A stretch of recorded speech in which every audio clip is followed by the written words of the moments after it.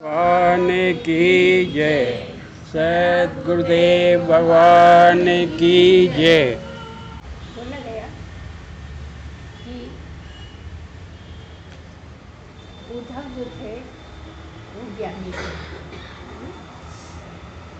ज्ञान, भरपूर ज्ञान था उनको, ज्ञान की ही बात करते थे और ज्ञान में ही मस्त रहते थे।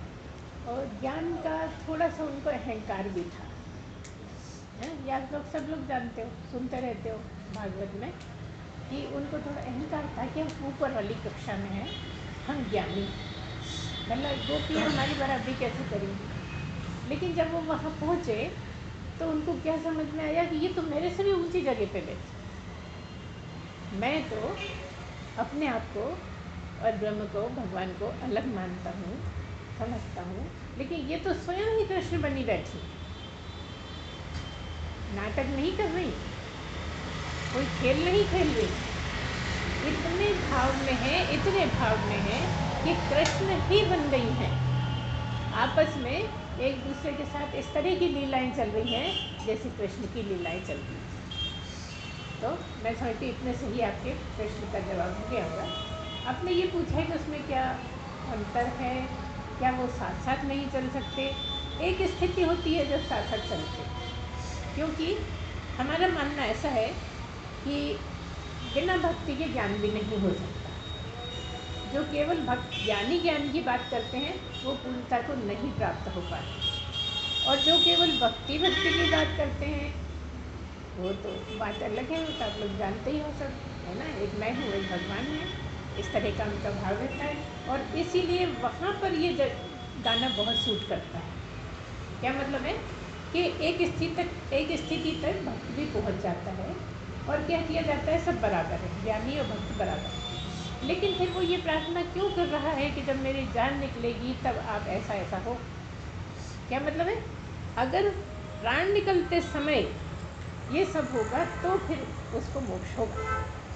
ज्ञानी में और भक्त में क्या अंतर है कि ज्ञानी जीते जी यहाँ रहते शरीर होते हुए भी वो ब्रह्म को प्राप्त हो गया, अर्थात ब्रह्म ही हो गया, समझिए ना। और भक्त का भक्ति करते करते करते करते एक जगह ऐसी आई जब वो परिपक्व हुआ और उसको समझ में आया। क्या समझ में आया कि मैं भक्त हूँ और एक भगवान है, एक मैं हूँ। लेकिन तब भी उसके मन में ये शंका है कि ये सब तो मैंने कर लिया, मैं यहाँ तक ऊंचाई पकड़ ली मैंने, लेकिन मरते समय की उसको बहुत चिंता है कि अगर मरते समय मेरे मन में भगवान का नाम नहीं हुआ तो मैं मोक्ष को नहीं पा सकता। ये हर भक्त अच्छे से जानता है, इसलिए वो ये प्रार्थना करता है। तो वो अपनी जगह प्रार्थना बिल्कुल सही है, हम उसको नकारेंगे नहीं, है, लेकिन वो भक्ति के लिए है। और ज्ञानी का मतलब ये है कि वो ब्रह्म हो ही गया, मतलब हर वक्त तो उसका ध्यान ब्रह्म में होता है। इसको भी सब लोगों का अलग अलग मत है, लेकिन हम ऐसा मानते हैं कि ज्ञान होने के बाद वो ज्ञान में डूबा रहता है। हाँ ठीक है, जगत में काम करता है, बाहर निकल के बहुत से काम करता है, चर्चाएं करता है, बातचीत करता है, काम करता है, सब कुछ करता है, लेकिन तब भी वो क्योंकि ब्रह्म को ठीक से समझ गया है, ब्रह्म हो ही गया, क्योंकि ब्रह्मविद ब्रह्मैव भवति।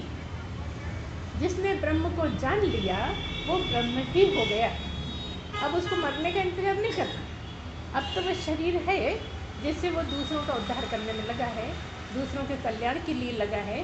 बाकी ऐसा कुछ नहीं है कि शरीर है, अगर अंतिम समय में याद नहीं आई तो उद्धार नहीं होगा, ऐसा नहीं। उसका हो गया उद्धार, सब काम पूरा हो गया। शरीर तो साथ में है, जब इसका समय होगा तब ये चला जाएगा, क्योंकि आया है सो जाएगा, राजा रहो सखी। जो दिखे सो सकल विनाशी, गुरुदेव बहन बोलते हैं, जो दिसे सो सकल विनाशी। ये दिखने वाला है, ये है नहीं, ये विनाशवान है, इसका तो विनाश होना ही है। तो वो कौन है जिसका विनाश नहीं होना, वो मैं ही हूँ। उसको मैं जान गया कि मैं कौन हूँ, मैं ब्रह्म ही हूँ, मेरा निवास सब जगह, मैं हर जगह रहता हूँ, कोई जगह मेरे बिना नहीं है। ऐसी स्थिति होने पर ज्ञान पूर्ण हो जाता है, जब ये समझ में आ जाता है कि मैं कौन हूँ। मैं दिखने वाला नहीं हूँ, मैं इसमें रहने वाला हूँ, अर्थात जो परमात्मा है वही मैं हूँ, ऐसी बात समझते ही पूर्णता हो जाती है। फिर मरने का कोई चिंता नहीं है, मरने का कोई प्यार नहीं है, मरने का कोई डर नहीं है, उस टाइम पे आएगा कि नहीं आएगा, या क्या होगा क्या नहीं होगा, कोई चिंता नहीं, कोई फिक्र नहीं, कोई गम नहीं, कोई खुशी नहीं। ऐसी स्थिति में होता है कि सब तरह से कुछ भी होता रहे और उसको कोई फर्क नहीं पड़ता। इसलिए कह दिया है क्या, कबीरा घोर बताशा पाए, है ना। कैसी स्थिति रहती है, जैसे किसी मुंह में हमारे बताशा ही रखा है और हम आनंद में, एक बार आप समझ लो बताशे को, वो ऐसी चीज़ है जिसको आप पाते ही बहुत खुश हो जाते हो, बहुत आनंदित हो जाते हो, ऐसा बताशे को समझ, और वो आपके मुंह में रखा है। ऐसी स्थिति ज्ञानी की होती है। ये क्लियर हो गया? अगर कुछ और होता आप अगली बार फिर पूछ लो, ठीक है। अगला प्रश्न है कि एक ब्रह्म है, कहा गया कि एक ब्रह्म है जो सर्वत्र है और एक साक्षी है जो अंदर रहता है। तो ये क्या एक ही है कि दो हैं? ये अलग अलग, इनमें अंतर क्या है ये आप समझाइए। ये है क्या? ब्रह्म अलग लगता है, साक्षी अलग लगता है, तो यही तो समझना है हमें। ब्रह्म साक्षी अलग अलग नहीं है। हमने एक दो बार पहले भी बताया पिछले दिनों में कि जो ब्रह्म है वही साक्षी है, ब्रह्म ही साक्षी है। जब आपको कुछ पता लगता है, समझ में आ रहा होता है, जब ब्रह्म इस स्थिति में होता है तो वो साक्षी होता है। क्या मतलब? साक्षी कब होता है? जब उसको कुछ पता लग रहा है। जैसे पता लग रहा है, मान लीजिए मेरे पेट में दर्द होता है, तो ये आपको ही पता लग रहा है कि आपके पेट में दर्द हो रहा है, पड़ोसी को नहीं पता है दुख रहा है कि नहीं दुख रहा है, कि मज़े में हो कि दुखी हो, कुछ नहीं पता। तुम दुखी हो कि सुखी है तुम्हें ही पता है ना। ये साक्षी होने के कारण आपको ये पता है कि मेरे पेट में दर्द हो रहा है, इस तरफ हो रहा है, कैसा वाला हो रहा है, मरोड़ उठती है कि टीस मारता है, क्या क्या होता है ये आपको ही पता है ना, और कोई नहीं जान सकता। तो साक्षी जो आपके बारे में आपको बताता है, जो आपके बारे में आपकी जानकारी देता है, वो साक्षी है। जबकि ब्रह्म में न जानना है, न समझना है, न समझाना है, न आना है, न जाना है, न खाना है, न पीना है, न करना है, न कराना है, कुछ भी नहीं, बस है वो ब्रह्म। ब्रह्म का होना ही ब्रह्म है। ब्रह्म के बिना साक्षी नहीं, ब्रह्म के बिना ईश्वर नहीं, ब्रह्म के बिना भगवान नहीं, ब्रह्म के बिना कुछ नहीं, ब्रह्म के बिना संसार नहीं, ब्रह्म के बिना तुम नहीं, हम नहीं, कुछ नहीं। न जड़ न चेतन, चेतन भी ब्रह्म है, लेकिन तब भी सबकी एक अलग अलग समझने की स्थिति है जो समझना पड़ेगा। मतलब क्या है? जब साक्षी के रूप में होता है, साक्षी शब्द समझ रहे, और ये बात हुई है साक्षी कि जब साक्षी के रूप में होता है ब्रह्म ही जब साक्षी के रूप में होता है, गवाह ही होता है, आपका गवाह है कि कहाँ सिर दुख रहा है, कैसा सिर दुख रहा है, भूख लग रही है कि नहीं, क्या हो रहा है, कैसा आपका मन है, ये सब जो बताता है आपको आपके बारे में, वो साक्षी कौन? ब्रह्म ही। क्यों अलग अलग? क्यों? क्योंकि हमने बोला कि ब्रह्म में कुछ नहीं है, ब्रह्म कुछ करता कराता नहीं है। क्या अंतर है साक्षी में ब्रह्म में? कि ब्रह्म कुछ करता ही नहीं, ब्रह्म सोचता भी नहीं, जिसमें कुछ भी कहने करने को हो ही नहीं, वो ब्रह्म है। और साक्षी आपको खबर देता है, मैं आज अच्छे से सोया। आप तो सोए, लेकिन कौन था जिसने बताया कि आप अच्छे से सोए? साक्षी, ठीक है ना। जो आपको सुबह उठने के बाद, सोते समय आपको कुछ नहीं पता था। क्यों नहीं पता था? क्योंकि अंतःकरण सो रहा था। अंतःकरण मतलब मन बुद्धि चित्त अहंकार सो रहा था, इसलिए आपको कुछ भी पता नहीं लग रहा था। जैसे ही अंतःकरण जागा तो किसने बताया कि तू अच्छा सोया था? किसी से नहीं कह रहे, स्वयं ही कह रहे "वाह, आज तो बहुत मज़ा आया, बहुत अच्छी नींद आई, आज तो पूरी रात एक ही नींद में निकल गई"। ये कौन कहता है तुमसे? वो जो रात भर तुम्हारे संग रहा है। ब्रह्म तो है, ब्रह्म के बिना साक्षी नहीं, लेकिन जो ब्रह्म साक्षी के रूप में तुम्हारे संग था, तुम्हारी खबर ले रहा था, उसी ने उठते ही तुम्हारे अंतःकरण को बताया कि तू आज बड़ा अच्छा सोया। यह है साक्षी। अब समझ में क्यों नहीं आता कि वो भी ब्रह्म और वो भी ब्रह्म? यहाँ आप कंफ्यूज हो जाते हैं कि साक्षी भी ब्रह्म है और ब्रह्म तो ब्रह्म है ही। तो फिर आप ऐसा क्यों कहते हैं? हम कह रहे हैं, जैसे मान लो आपके पास कैंची है, कैंची है, कभी आप उसको कपड़ा काटने के काम में ले लेते हो, कभी उसकी नोक से कुछ निकाल लेते हो, जैसे कांटा निकाल लेते हैं ऐसे निकाल लेते हो। सब काम अलग अलग हो रहे हैं, लेकिन है कैंची ही। ऐसे ही ब्रह्म करता तो है मगर करता कुछ नहीं। मतलब जो साक्षी है तो कुछ कर रहा है, जब भगवान है तो कुछ कर रहा है, कुछ है, कुछ बन गया है। जैसे तुम कुछ कुछ बनते रहे ना, पिक्चर फिल्म की योनियों में बने कि नहीं बने, है ना? तो ऐसे ही ब्रह्म जब बना तो भगवान हो गया। जब जानकारी उसको हुई तो साक्षी हो गया और है ब्रह्म। जब कुछ भी नहीं है उसमें, ना करना कराना है, ना बात करना है, ना बोलना, ना आना जाना, कुछ भी नहीं है, तब वो शुद्ध ब्रह्म है। ब्रह्म का कोई पूछे कि क्या करता है तो कुछ नहीं। ब्रह्म क्या खाता है? कुछ नहीं। खाता है कि नहीं खाता है? सब करता है मगर कुछ नहीं। तो जहाँ कुछ भी नहीं मगर है, हाँ हाँ में आई की मात्रा और बस फुल स्टॉप, यही ब्रह्म। ना आगे कुछ ना पीछे कुछ, वो ब्रह्म। बाकी सब में कुछ कुछ है, लेकिन ब्रह्म में कुछ नहीं।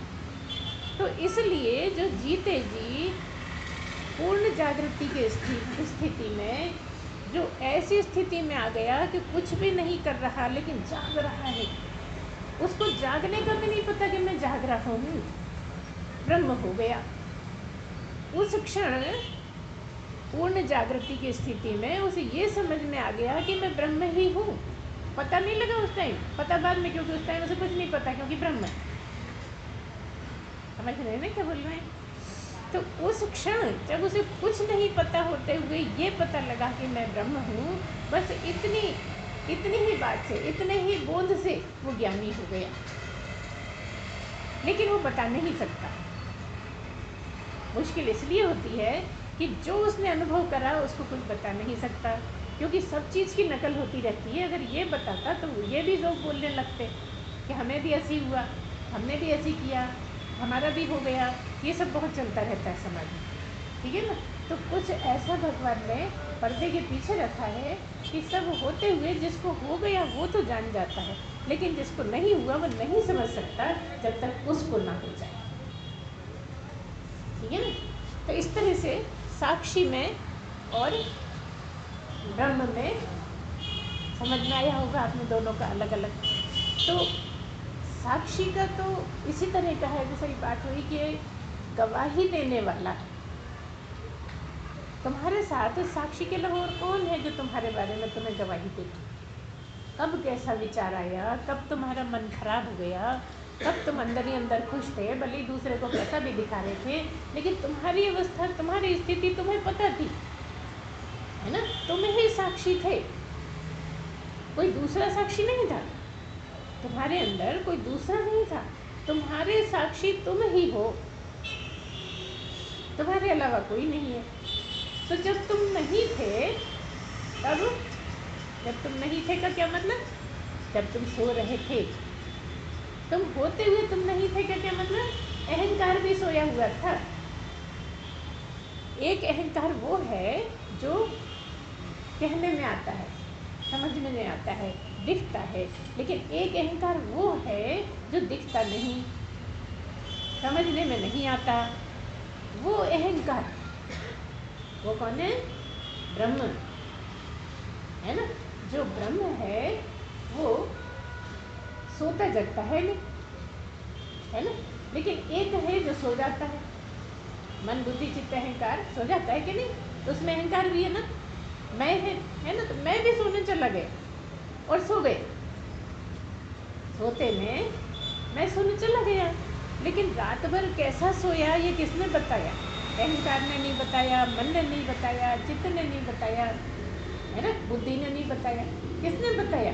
जो वहाँ रहा, जो रात भर रहा, अर्थात ब्रह्म ही, लेकिन साक्षी होकर। ब्रह्म है जो कुछ नहीं जानता, कुछ नहीं करता, लेकिन जो साक्षी होकर रात भर जानता रहा कि तुम ठीक से सोए कि नहीं सोए, कैसी स्थिति में रहे, वो साक्षी ने सुबह तुम्हें बताया। ठीक है, फिर से हमने दोबारा से भी बताया कि अगर समझ में नहीं आया तो साक्षी वो है जो तुम्हारे बारे में तुमको बताता है, वो साक्षी है। और ब्रह्म तो बस है, साक्षी के, ब्रह्म के बिना साक्षी नहीं है। अगर दो होते तो ऐसा भी हो सकता था कि साक्षी है ब्रह्म नहीं है, लेकिन ब्रह्म के बिना तो कुछ हो ही नहीं सकता ना। तो जब ब्रह्म कुछ होता है, जब ब्रह्म गवाह होता है, जब ब्रह्म साक्ष्य होता है, तब वो साक्षी होता है। ठीक है ना? साक्षी कब होता है? जब वो आपको गवाही दे देता है। जब वो गवाही दे सकता है तो वो साक्षी है। साक्षी का भी तो मतलब यही है ना। बहुत से लोग अपने बच्चों का नाम, लड़कियों का नाम साक्षी रखते हैं जी, रखते हैं ना। तो उसी तरह की बात है कि ये जो आपको गवाह देता है, जो आपको गवाही देता है, वो है साक्षी। लेकिन कभी भी इनको दो नहीं मानना, दो नहीं है। ऐसा नहीं है कि ब्रह्म सारे में रहता है और साक्षी एक जगह रहता है। वही ब्रह्म जब एक जगह की खबर लेता है तो साक्षी होता है। तो देखिए, हमने आपको क्या बताया कि ब्रह्म सदा है, जिसको आप मैं कहते हो, नहीं बोलो, आप जिसको मैं कहते हो वो भी नहीं है तो भी ब्रह्म है। जिसको आप मैं कह रहे हो वो तो सोने चला गया, क्योंकि अंतःकरण चारों को मिलाकर है, तो मन भी सो गया, बुद्धि भी सो गई और अंतःकरण भी सो गया और चित्त भी साथ में चला गया। ठीक है, तो ये तो सो गए, लेकिन ब्रह्म थोड़ी सोया। ब्रह्म तो न सोता न जगता। क्यों नहीं जगता है, क्यों नहीं सोता? क्योंकि ब्रह्म को कुछ करना नहीं है, जिसको करना है वो जगे, है ना। तो जब साक्षी ने कुछ समझा, साक्षी ने कुछ बताया, तो वही ब्रह्म जो सब जगह है, सब में है, वही ब्रह्म जब आपका गवाह हुआ तो एक जगह हो गया। उस समय वो सारे में ब्रह्म तो है, लेकिन साक्षी बन के इस अंतःकरण में, इस अंतःकरण में, इस अंतःकरण में, इस शरीर में, उस शरीर में, सब में अलग अलग साक्षी के रूप में, सबका साक्ष्य अलग अलग। आपका साक्ष्य अलग, आपका साक्ष्य अलग, आपका साक्ष्य अलग, जबकि ब्रह्म वही का वही, लेकिन तब भी दो नहीं। वायु है कि नहीं है? सब जगह वायु है ना। कोई जगह वायु से खाली है क्या? वायु हर जगह है, लेकिन तब भी कुछ तुम में जा रही आ रही है, कुछ तुम में जा रही आ रही है, कुछ तुम में जा रही आ रही है, तो जब कुछ तुम में आ जा रही है तो वो प्राण है वायु ही, लेकिन आ रही है जा रही है तो प्राण का काम कर रही है ना। जिंदा बनाए हुए प्राण चल रहे हैं, कहते हैं ना, प्राण चल रहे हैं, तो है तो वायु ही, लेकिन वही वायु जब प्राणों का काम कर रही है तो प्राण है। आप कह सकते हो कि हाँ वायु गई, वायु आई, हवा गई, हवा आई, लेकिन प्राण ही ज़्यादा जमता है वहाँ, क्योंकि हमें जीवित रखने में प्राण ही सहायक है, प्राण ही हमें जीवित रखता है। लेकिन वायु होते हुए भी वो प्राण ही कहलाएगा, ब्रह्म होते हुए भी जब वो साक्षी के रूप में है तो साक्षी कहलाएगा।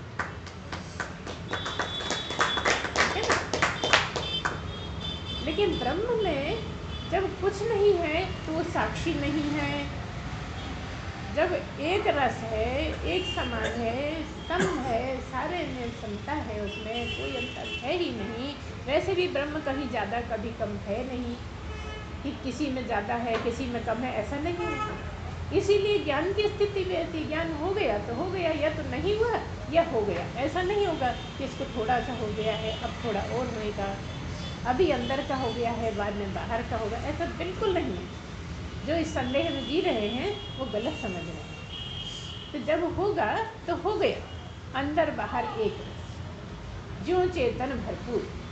अंदर बाहर में कोई फर्क नहीं है, ब्रह्म सदा एक ही रस है, हमेशा एक ही है, उसको अलग अलग नहीं बांट सकते। बंटती बाकी चीज़ें हैं लेकिन ब्रह्म कभी बंटता नहीं, सब ब्रह्म में है और सब के अंदर ब्रह्म है, अंदर बाहर ब्रह्म है, अंदर भी भरपूर है बाहर भी भरपूर है, अंदर बाहर के बीच में जो है वो भी ब्रह्म है, मगर दिखता है, होकर दिखता है।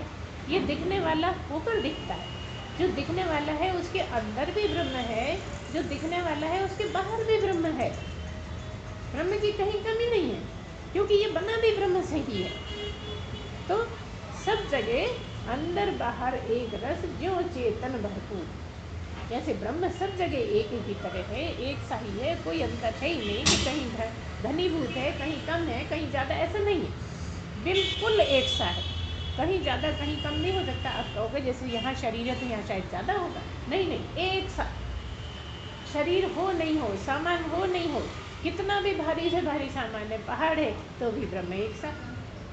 इतना भारी पहाड़, इतना बड़ा सारा, वहाँ पे जब ज़्यादा होना चाहिए, लेकिन नहीं, ब्रह्म एक सा।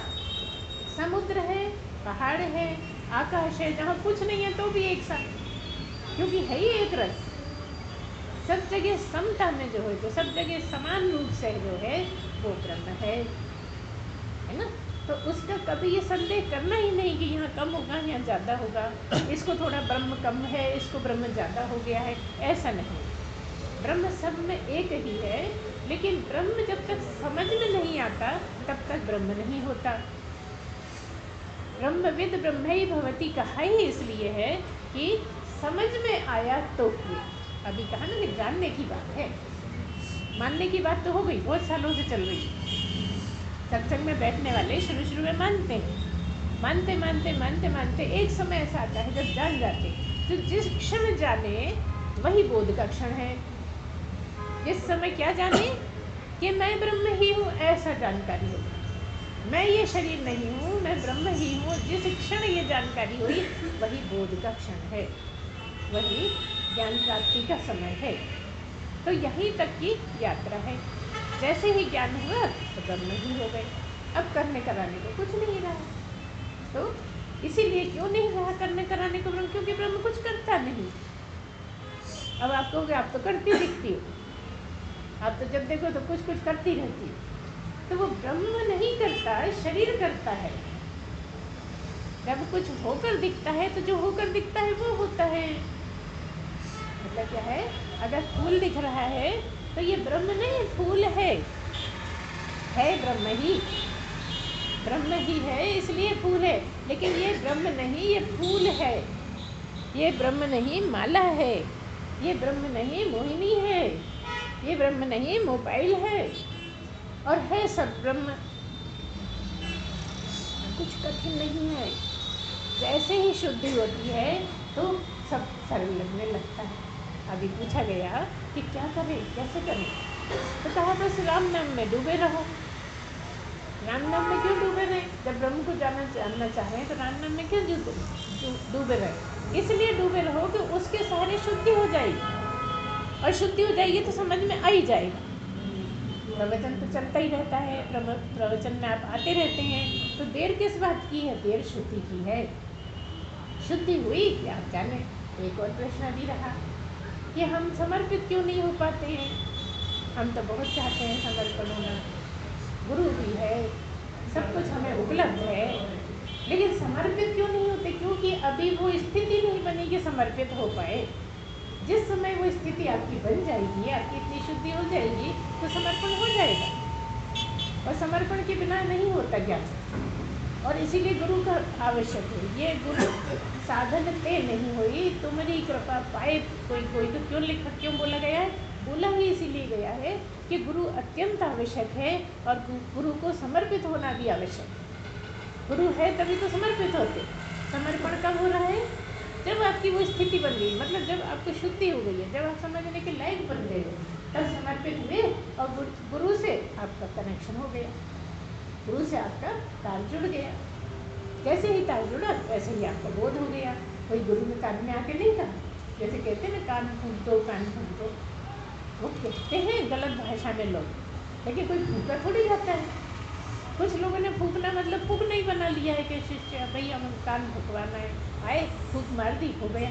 ये भी कोई बात है वाला कुछ उसको समझाने की बात तो कुछ भी नहीं, फूक मार दी फूक गया, ऐसा नहीं। तो ये कुछ ऐसी वाली बातें हैं जैसे नल आ गया, नल आ गया कि पानी आ गया? नल तो आपके आंगन में लगा ही था, नल आया क्या? 4 बजे आपके यहाँ नल आता है, तो नल आया कि पानी आया? आटा पिसवा लाए तो आटा ले गए थे पिसवाने? पता तो, आटा ले गए थे कि गेहूँ ले गए? तो फिर आटा पिसवाने गए हैं क्यों कहते हैं? गेहूँ पिसवाने गए कम ही के लोग कहते हैं, ज़्यादा यही कहते हैं आटा पिसवाने गए। तो आटा तो पिसने के बाद बना ना। तो ऐसे ही ये वाली बात समझने की बात यह है कि कुछ चीज़ें ऐसी होती हैं, होता तो कुछ और है, बोला कुछ और जाता है, समझा कुछ और जाता है। तो इसी बीच में कुछ गलत भी समझ लेते हैं कि जो बोला जाता है उसी को समझ के सारी ज़िंदगी बैठे रहते हैं। समझते हैं कि गेहूँ ले गए थे, आटा पिसवा के लाए, लेकिन तब भी बच्चे ये समझ जाते हैं कि आटा पिसवाने गए। अब उन्हें नहीं पता कि डब्बे के अंदर आटा लेके गए कि गेहूँ लेके गए तो जब तक आप उसको उधेड़ बुन नहीं करते, बारीकी से नहीं समझते, मेहनत नहीं करते, तब तक आप समझ नहीं पाते। तो यहाँ भी मेहनत की अत्यंत आवश्यकता है। कहते हैं लोग कि मेहनत की कोई ज़रूरत नहीं है, लेकिन मेहनत के बिना काम नहीं चलता। मेहनत करनी है शुद्धि के लिए। इसलिए जब भी हम मेहनत की बात करते हैं तो ये भी स्पष्ट कर देते हैं कि मेहनत काहे के लिए करनी, मेहनत शुद्धि के लिए करनी, मेहनत से प्राप्ति नहीं होगी, है ना। इसीलिए कह दिया परीक्ष लोकान कर्म चितान ब्राह्मणों निर्वेद माया नास्ति अकृता कृते। कह दिया कि ये करने से नहीं होगा। ये क्यों नहीं होगा करने से? क्योंकि अकृत को पाना है, उसको पाना है जो कुछ करता नहीं। जो कुछ नहीं करता उसको पाने के लिए तुम्हें भी नहीं करने वाला बनना पड़ेगा। अभी कहा गया कि फिर क्या हम भगवान को याद करते रहे, काम वाम कुछ नहीं करें? नहीं, काम करते ना, काम करने वाला अलग है, याद करने वाला अलग है ना। याद करने वाला अलग है, काम करने वाले को काम सुपुर्द करो और करते रहो। भले उसमें दिमाग भी लगता है, लेकिन तब भी तुम्हारा दिमाग है कहाँ असली में? गगरियों पे। जैसे पनिहारी के सिर पे 2 3 4 घड़े रखे हैं, तो कुछ भी कर रही है लेकिन ध्यान कहाँ रखती है? बस इसी तरह इसको ज़्यादा समझाने की ज़रूरत नहीं। वो बैठती है, खड़ी हो जाती है, बच्चे के सहला देती है, पैर गिर गया है उसके कपड़े झड़ा देती है, घड़े वैसे के वैसे ही रखे रहते हैं, वो खड़ी भी हो जाती है, एक झापड़ भी लगा देती है, लेकिन घड़े नहीं गिरते। ऐसे ही तुम्हारा ध्यान न गिरे, काम सब करते रहो, लेकिन ध्यान तुम्हारा परमात्मा में लगा रहे। इसमें कहाँ मुश्किल है? लगता है कैसे करेंगे कैसे करेंगे, और सब करते रहते हो। स्कूटर चलाते हो तो तुम अगर कुछ इधर उधर देखना होता है तो क्या रोक के देखते?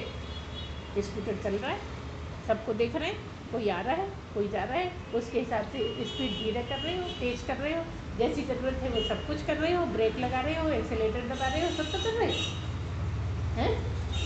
कि रोक के करते हो नहीं, अब हम स्कूटर नहीं चला पाएंगे, अब हम दूसरा काम कर रहे हैं। नहीं, पीछे बैठा है उससे लगातार बातें भी चल रही, वो कुछ पूछ रहा है, सब बता भी रहे हो और स्कूटर भी चला रहे हो। सब कुछ समझने के लिए यहाँ खुला पड़ा है एकदम, समझना चाहो तो कि सब कुछ वही है जो जगत में कर रहे हो, लेकिन मन लगा है जगत में, परमात्मा में मन नहीं लगता। वो जो सब यहाँ कर रहे हो वो जोड़ना है परमात्मा से, ज़्यादा कुछ नहीं करना है।